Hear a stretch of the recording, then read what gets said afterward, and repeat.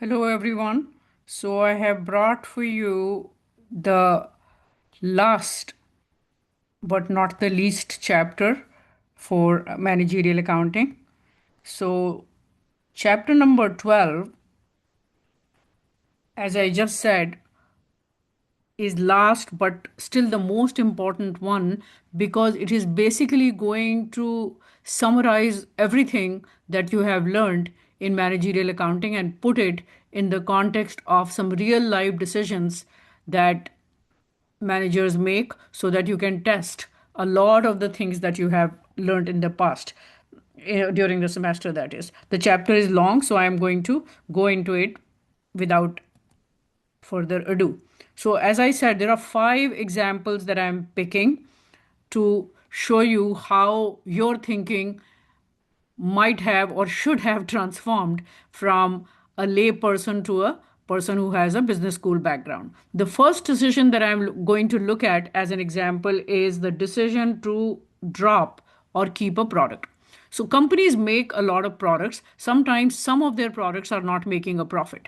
Similarly,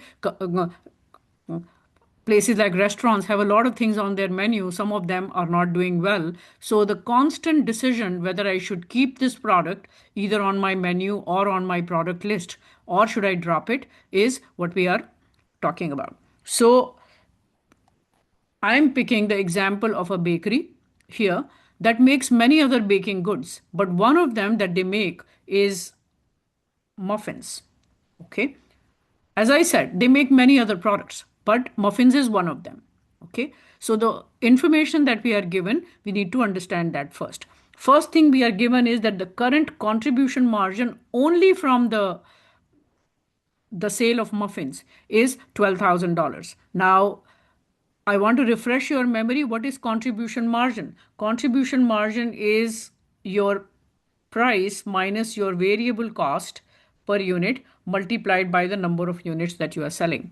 So, whatever is their sales price and whatever is their per unit variable cost, from the sale of all the muffins that they make $12,000 of contribution margin.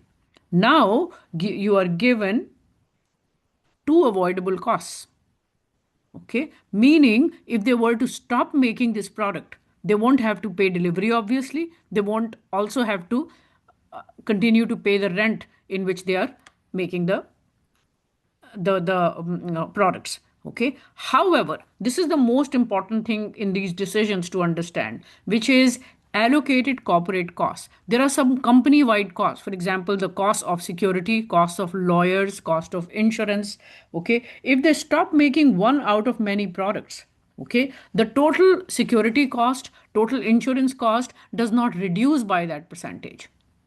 Okay, so it simply gets reallocated to other products, but from the company's point, the total corporate cost remains the same. The salary of the CEO does not reduce because they are making one less product.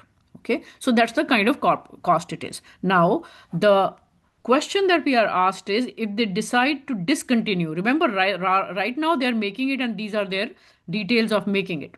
Okay, so this is currently their status quo that they are keeping muffins, but the alternative that we are provided is should I drop? Okay, what would be the impact on company's profit? That is the question that we have to answer. Okay, so we will answer the question in three steps. Step number one, we say how much would be the contribution margin that would be lost if I decide to drop this product. Currently, I'm making $12,000 after paying for all my variable costs. That one would be gone. Okay. However, okay, the cost that would be gone would be $9,000. This one and this one would be gone. Remember, this one will not be gone because this is not an avoidable cost. This cost remains. So the costs which are unavoidable, meaning whether I make the product or I do not make the product, these costs have to be suffered from the company's viewpoint are called unavoidable or irrelevant costs. So we don't take this into consideration and we ignore them and we say the net benefit is that I lose $12,000 and I gain $9,000, which means net I lose $3,000 if I were to decide to drop the product. So the best decision from company standpoint is that I decide to continue to make it, because if I discontinue the muffin line, which is what the question was, my company's profit will decrease by $3,000. Okay, you're all right. So the key takeaway of these keep or drop product decisions is that you should ignore allocated corporate costs. Okay, because they don't make any difference to your decision because they are unavoidable costs. Okay, all right.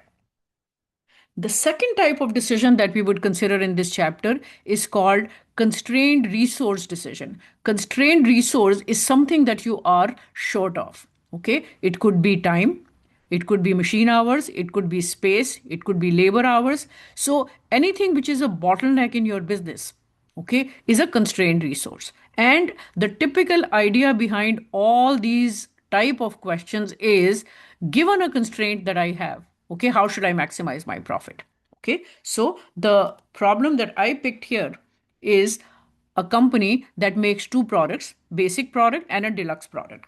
Currently, the contribution margin that they make from each product, okay, is $24 per unit and $45 per unit. However, okay, the machine hours required by each product is 4 machine hours required for making each unit of basic and 6 for each unit of deluxe. Their maximum weekly demand beyond which they can't sell is 90 for basic and 60 for deluxe. Okay. Now, here is the key point. They have a total of only 480 machine hours available. Okay, so the first thing that we have to decide before we move on to this product is how much I have and how much I need. I have 480 hours total. Okay, how much I need?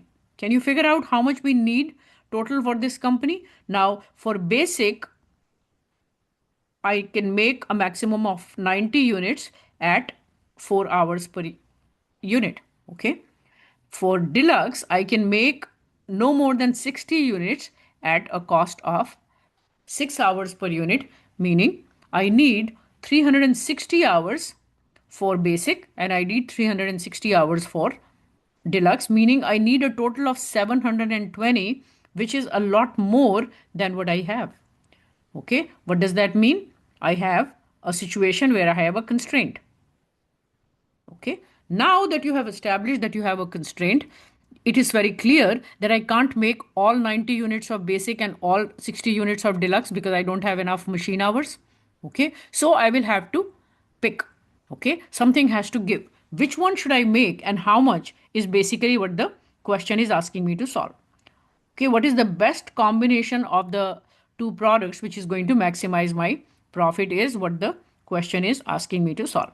Okay, so these are the 3 steps that we are going to take. Step number 1, and that's a key step. Every single time you convert your contribution margin per unit that you are given to a contribution margin per machine hour by dividing. And you say, in 1 hour, I can make $6 from basic, but in 1 hour, I can make $7.50 from deluxe. Okay, so clearly this one is a much more profitable product, so I would like to concentrate on making deluxe as much as I can.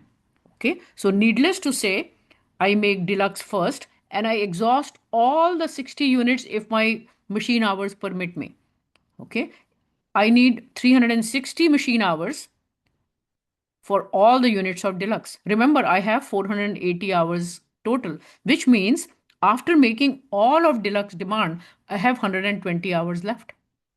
Okay, what will I do with these 20 hours? Obviously, I will make as much of basic as I can. So the last step is to figure out how many units of basic can you make with 120 hours. Okay, since each unit of basic requires 4 hours, you can make 30 units of basic. So the best combination which will maximize this company's profit would be 30 units of basic and 60 units of deluxe. You can put this into any maximization optimization software and you will find that this would be the best decision for this company to make to maximize their profit, or in this case contribution margin. Okay, All right. Okay. Let's move to the third one.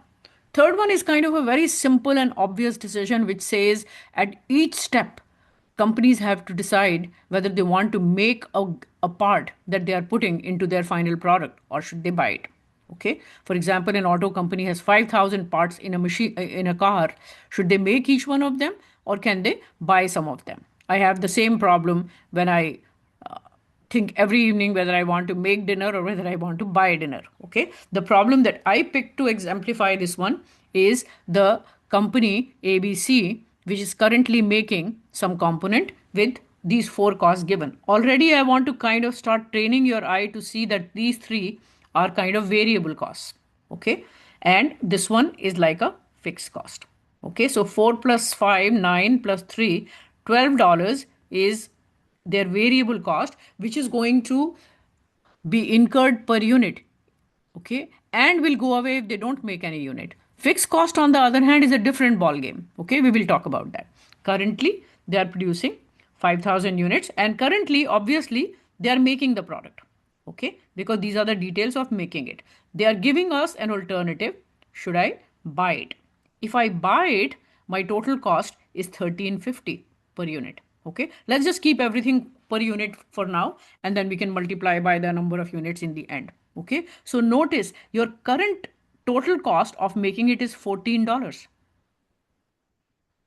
Okay. So a lay person will say, well, I'm making it for 14 and I can buy it for cheaper. Why not just go ahead and buy it? Okay. But two things. Wait. One thing is that they have given us this information. Okay. This one is saying that if I buy this cost, I can split into two. One is $1.20 and one is the remaining 80 cents. This $1.20 is avoidable, meaning this will go away if I decide to buy the product. This one, on the other hand, is unavoidable, meaning it won't go away anywhere. Meaning when I make it, it is here. When I buy it, it will still be here, which means this number is an irrelevant number. I do not want to consider it. Why? The number doesn't make any decision, help in making my decision. So I'm going to concentrate on this number. Okay. Now, if you understand that, the solution is kind of very simple. First thing, figure out the relevant manufacturing cost. Remember, 80 cents we just established is irrelevant. So we combine 12 and then we take $1.20 out of that and we leave 80 cents out. Okay. So 4 plus 5 plus 3 plus 120 gives me 1320. Remember, my 1320 is cheaper than 1350. Now my situation has changed. It says that I can actually save myself 30 cents per unit if I were to decide to continue to making it rather than buying it. For 5,000 units, I save $1,500. Okay, which means my operating income will decrease by 1,500 if I decide to buy the component, meaning making is better than buying by $1,500 in my case. Okay, all right. Let's go to the fourth decision. Fourth decision also is a very common decision. Companies find this all the time that someone wants a custom t-shirt, someone wants a custom jewelry, some customer wants a custom cake or a pizza, something like that. Okay. So should the company accept this special order or reject the order? That's the spirit of the question. Let's first look at the example that we have. Okay. So now already I know your eye is kind of trained to look at which ones are variable expenses. Okay. We are not given any fixed expense in this question, but if it was given, okay, you would just categorize it as a fixed expense. I'll talk about fixed expense in a minute. Now, a customer wants to buy 2,000 units, but he wants to buy it at $12 each. Okay. Now notice 5 plus 3 plus 2 plus 1. Okay. Your cost 8 to 10 plus 11. Okay. They are currently selling it at $25. Okay, so you will say, I'm currently selling it at $25. Why would I sell to anyone at $12 each? Rejected, right? Okay, but that's where the difference between a layperson and your knowledge comes. Okay, the company has unused capacity. What does that mean? Okay, they have a lot of idle machine time or labor time to make the product. Okay, the special order is not going to require variable expenses. Aha. Okay, which means my relevant variable cost is not 11, it is only 10. Okay, so if I were to accept this offer, I will have to pay $10 out of my pocket, and the customer will give me $12, which means $2 each is going to go into my pocket. But that's for later. I just wanted you to understand the scenario. Let's look at the two questions I'm given. One is, what is the minimum acceptable price? Minimum acceptable price almost is what is the point where your marginal revenue is equal to your marginal cost. Remember, your marginal cost is $10 in this case. Why? Your marginal cost is 11, but you don't have to pay selling, so it's only 10, which means you can conclude that the minimum acceptable price should be $10. Okay, now let's look at the solution. All the relevant variable costs. Remember, $1 was irrelevant, so we took it out. So minimum acceptable price is $10 only when you have unused capacity, which means fixed costs are not going to play a role.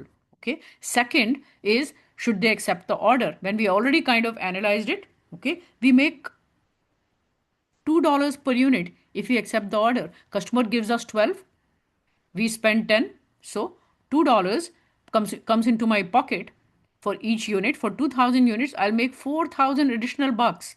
Okay, which means my profit will go up by 4000 if I were to accept this product. So yes, they should accept it. The key takeaway of these decisions is, accept an order only if the special order price, okay, which is in our example $12, okay, is bigger than the relevant cost per unit. Relevant is the key word. What are the relevant costs? Meaning the ones that you'll have to incur out of your pocket if you were to consider accepting that order. So that's the basic decision. Okay. The last decision that we will look at is something that I'm looking at right now, which is, I want to replace my car. Okay. Companies constantly think, should I replace my delivery truck? Should I replace my machine? Should I replace some other gadgets or computers that I might have? Okay. So should I continue to work with my old car or old machine, or should I replace it? That's the kind of decision we are looking at. Okay. So let us look at the problem that I have picked. It says, I have, or Maria has, a car which is 7 years old already. Okay. It requires $4,500 in repairs, okay, to keep it running for another year. Okay. So she could buy an SUV for $6,000. So one simple decision could be, well, instead of paying $4,500 for repair, who knows how much more repair it is going to require in future. Okay, I might as well buy a new car. Another way to look at it would be 4,500 is cheaper than 6,000. Okay, so which way should I go? All right, so you are given this and this additional information too. Annual operating cost, meaning repairs and maintenance, etc., is much higher for my existing car. Obviously, if I buy a used car, okay, it is going to be slightly smaller in my example. Okay, so the question is saying, should she continue with the sedan, or should she buy the new SUV? But the question that we are specifically asked is not over 7 years, even though we can analyze it over 7 years too. Okay, but the question is saying, what would be her savings in the first year? All right, so a couple of key points I want to explain before I kind of expand this example. One is this: ignore the original purchase price of $25,000. The price at which she bought the car 7 years ago, okay, or the depreciation that she had put in terms of accumulated depreciation, they are all irrelevant numbers. Why? I can't do anything about it. I have to take a decision now. Going forward, what is the best thing for me to do? Okay, so what is the total cost of keeping the sedan? Only in the first year. If I was doing it for 7 years, I would multiply this number by 7. Okay, but let's assume only for the first year, I would be paying $4,500 for the current repair plus $2,100 for the operating. So $6,600 total will go out of my pocket if I decide to continue to keep the old car. However, if I buy the SUV, okay, my expense would be a lot more. Okay, if I compare, it looks like decision to keep my old car, okay, is slightly more economical versus buying the new car. So although it is not attractive for me, although I am not making a multi-year decision, meaning I have no idea how much more repair this car would require next year, but in terms of very simple numbers, it says that if I were to compare keep versus buy, okay, then keeping the sedan is $900 more profitable, okay, only for the first year. As I said, if I was going to expand this example and say either that the sedan has a useful life of 10 years, meaning I can extend it for 3 more years, etc., etc., then the problem gets a lot more complicated, and we will discuss this when we do it in the class. But this is a simplest version of what we are going to do in a equipment replacement decision. Okay, so the key takeaway, okay, is to ignore the sunk cost, meaning the money that you have already spent, which in this case is this one. Okay, we can't do only anything about it. So the moral of the story is to compare only the future costs. Okay, so what we have here is a little summary of all the 5 decisions that we have made. In some way, the decision making criteria is the same for all of them. Okay, so you have to compare the costs and benefits. Always ignore what is unavoidable. Always ignore whatever are sunk costs. You saw examples of both sunk costs and unavoidable costs in the previous slides. Okay, decision highlight is almost always saying what would maximize my contribution margin, what is going to minimize my opportunity cost or incremental cost, as the case may be. The idea is to make maximum profit or maximum contribution margin possible. Okay, the third one is that lay persons, even though they are managers, can usually make mistakes. Students can make it too, obviously, because they usually include fixed overheads, okay, or they ignore opportunity cost in the decisions. I made the examples very simple, so I don't have an opportunity cost example here, but we'll discuss the details more in class. It's a small extension of the basic decision. Okay, and finally, we say that all these simple decision making criterion that you saw, okay, they are very effective for short term managerial decision making, which is what this course was all about. So I hope this has made some addition to your learning. Have a great day. I will see you soon.